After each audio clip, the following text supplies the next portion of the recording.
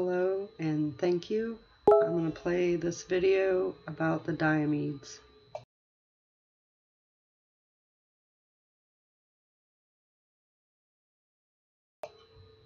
Hey Lev, thanks for coming in. I'm going to go ahead and play this video.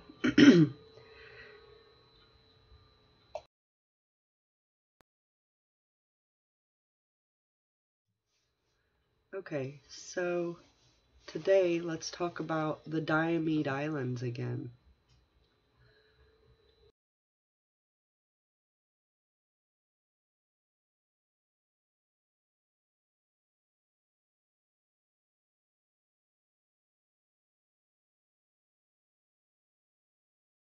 Clearly in a single group, they are separated by the international dateline, which also marks the international border between Russia and the United States. Big Diomede is owned by Russia. Little Diomede is owned by the United States. Additionally, Big Diomede is 23 hours ahead of Little Diomede owing to the international dateline that passes between them. Because of this, they're sometimes referred to as Tomorrow Island and Yesterday Isle.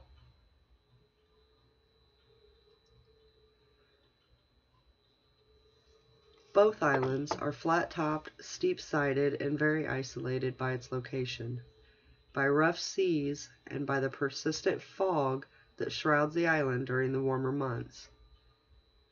During the freezing winter, sometimes moving chunks of ice clog in the open waters, forming an ice bridge connecting the two islands. At these times, one could practically walk between the United States and Russia. Of course, this is only in theory. Crossing the Bering Strait is not legally permitted.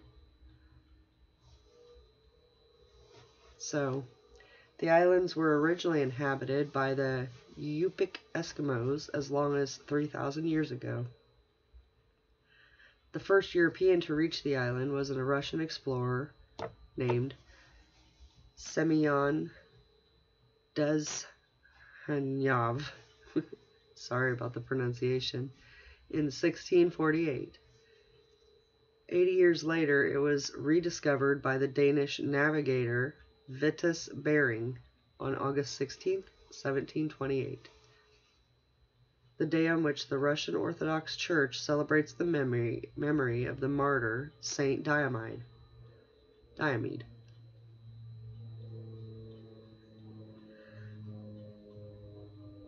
When the United States purchased Alaska from Russia in 1867, it included Little Diomede. The new boundary was drawn between the two Diomede Islands, and Big Diomede was left to Russia.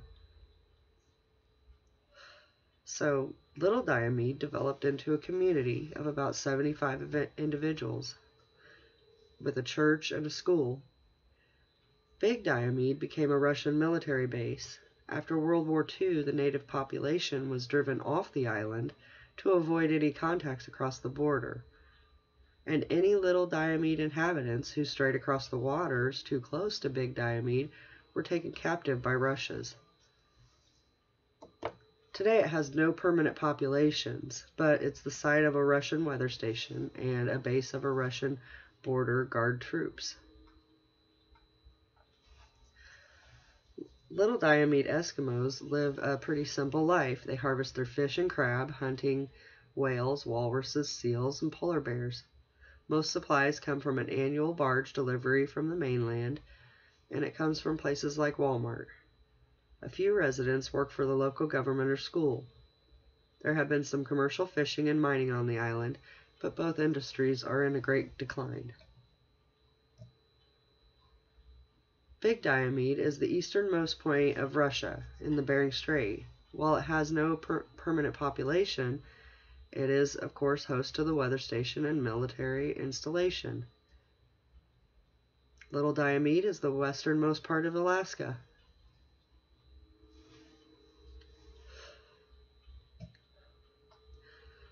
They say the two islands are the only place in the world, besides Antarctica, where you can see land across the international dateline, and theoretically, the easiest place in the world to cross between Asia and North America.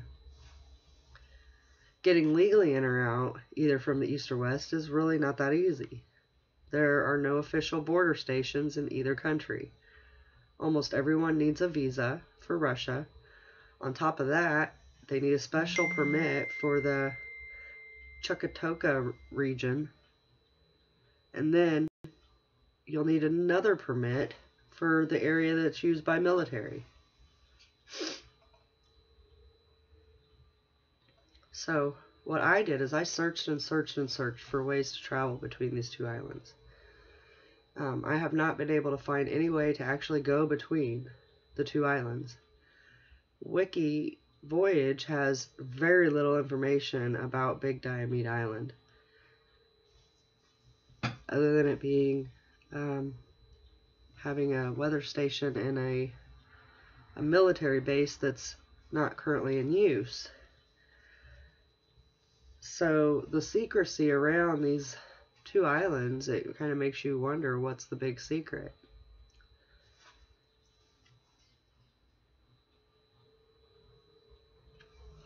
So the secret is they're not what they say they are.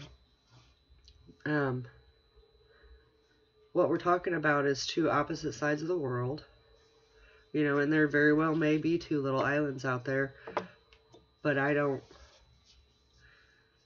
think that that's how you can just walk across or swim across and get to Russia. So I looked for flights.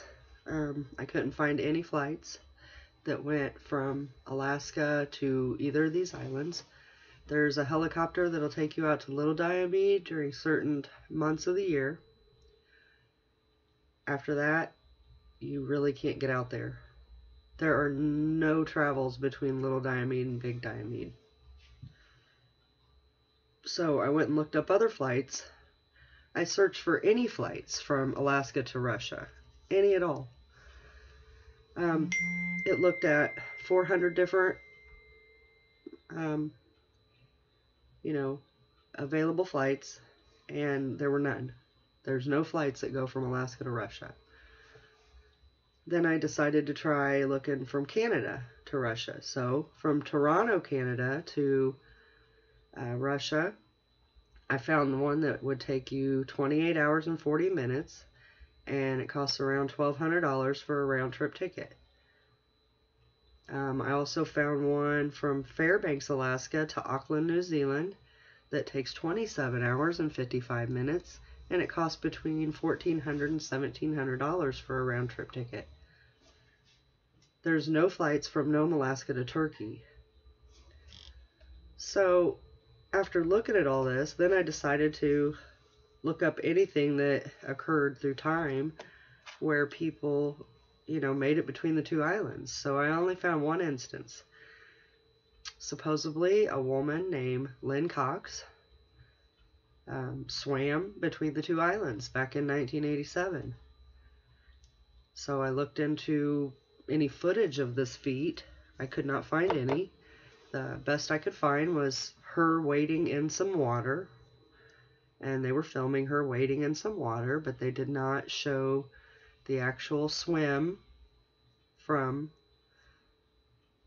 Little Diomede to Big Diomede. So I'll keep searching for that footage, but I could not find it. So I decided to look into this woman, and figure out a little bit about her. So apparently in 1987 she swam the Bering Strait, the only person ever allowed to do so. Mind you, they talk about how treacherous these waters are up there, and that's why no one can even take a boat between the two islands. But this woman swam it. So that, to me, sounds kind of amazing. So I decided to look her up, and apparently she is a professional swimmer, or was. I think she's in her 60s now.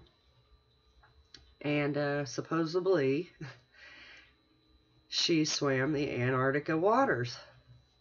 Okay? So these waters run between 0 and -10 degrees Celsius. And the Antarctica waters are said to be quite treacherous with icebergs and ice chunks, and boats have a hard time navigating and getting down there. But she swam them. Yeah, she swam them.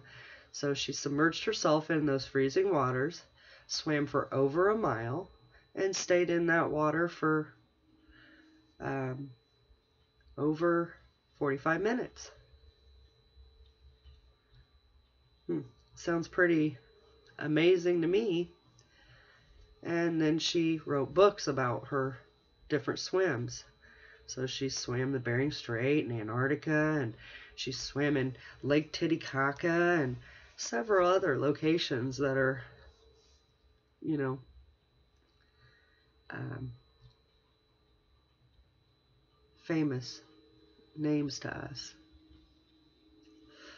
So as I'm reading this, I'm kind of thinking in my mind that this sounds like a concocted story,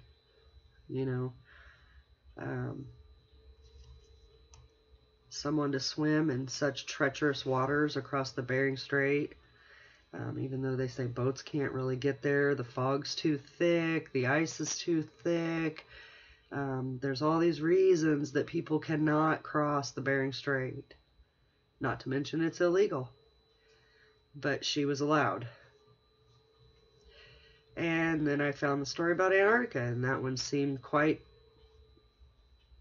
fantasy to me. It's my opinion that she submerged herself in such freezing cold waters, swam for almost an hour and over a mile, and did not get hypothermia. But yet, when you look up the waters of Antarctica, it tells you how cold they are, how treacherous they are, and that one would probably get hypothermia within the first 2 minutes of being submerged in these waters. So, I think I'll just conclude it with that. This is all the information I could find out about the Diomedes. Everything else is shrouded, and it's very difficult to find any information at all about these things, these two islands. So after reading more and more and looking into the woman that supposedly swam it, I'm going to stick with my original conclusion that maybe there are two islands out there, but this is not this Bering Strait is not what they say it is. We can refer back to my original video where they're, different days. And even when we decided to ignore the different days and look at when would the sun come up on these two islands, we found that the sun would come up about 5.5 hours difference. So 5.5 hours difference on a sunrise on two islands that are 3 miles apart.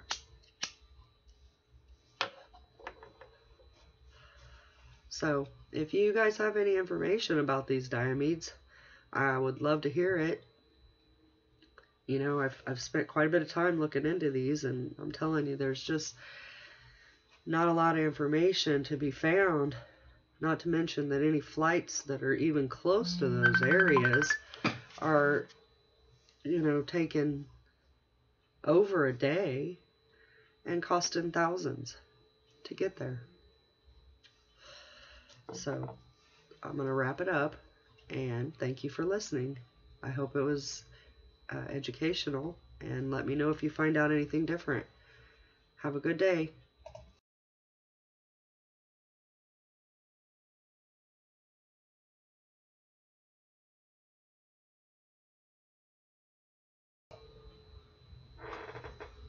Okay, so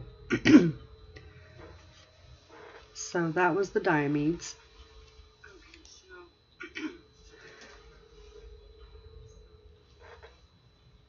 What do you guys think? Do you think that a lot of that information even sounded kind of realistic? I mean, they talk about, excuse me, they talk about how treacherous the waters are and how foggy it gets and how much ice is up there during the winters, and yet this woman swam the Bering Strait, and then she also swam the Antarctica waters, I mean, when ships can't even get down there without, needing, icebreakers on the front and stuff like that. Yeah, so I found absolutely no video of this woman swimming it. I found photos of her, kind of in the water, and, she was swimming, but there was no video of her going all the way across. So I'm going to stick with my opinion and all the data that we've gathered, and our theory that these are definitely opposite sides of the world, Russia and Alaska. There's lots of little islands off the Alaska coast, lots and lots of them. There's one, I can't recall the name exactly, it's Howard something, but it's like really right almost on the international date line. And again, just like the Diomedes and stuff, there's 0 inhabitants. I think it's a little further south than the Diomedes, but you're not going to live on these edge of these islands. You're not going to be allowed on them without a, like a tour guide. So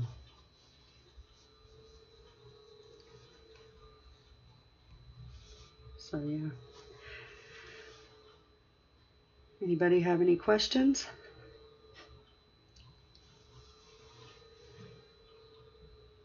Not. I'll probably wrap this one up.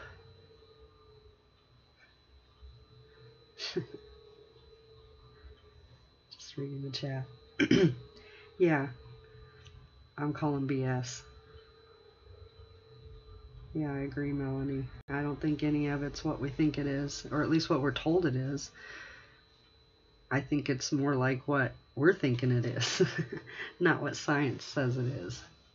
It's definitely not a globe. Too much proof against that.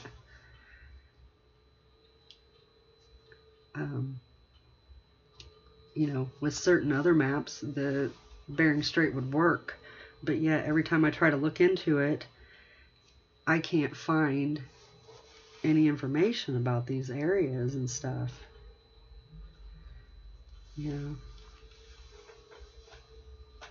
Aqua woman.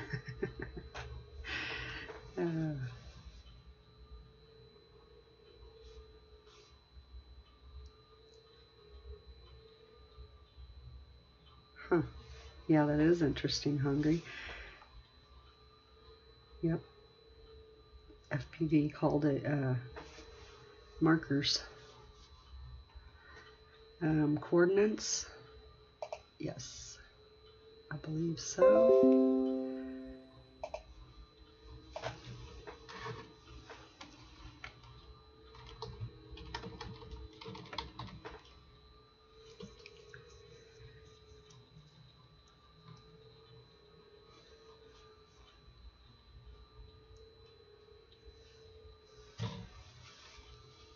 Oh, I stopped talking. I'm sorry. I'm looking up these coordinates.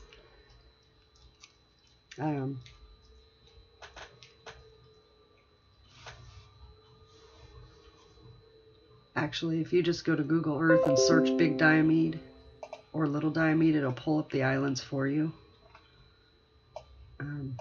Right now at this live stream, it would be hard for me to pull them. So I apologize about that, or I'll just post them in the comments if that would work. But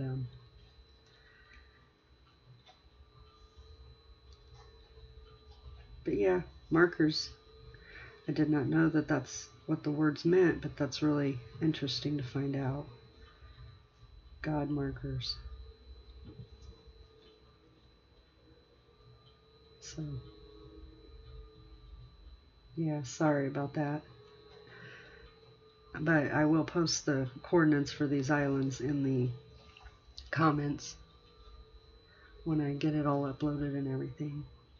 So yeah, and basically what's on the screen is a topography, but it's very, very close to our map.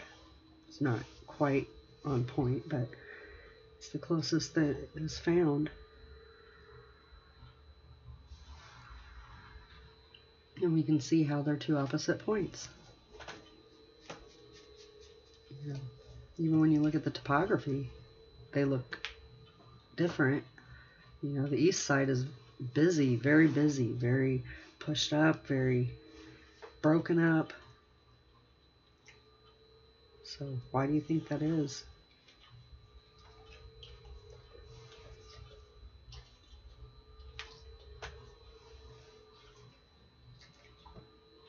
Because the sun launches from there. Yep. But yeah, so thank you everybody for coming. Thanks Astro for popping in, and Jimbo, FPV, Melanie, Bourbon, Kathleen, Lev, Marie. I don't think I've ever met you, Marie, but thank you. Rab, and have a good day. Thanks a lot.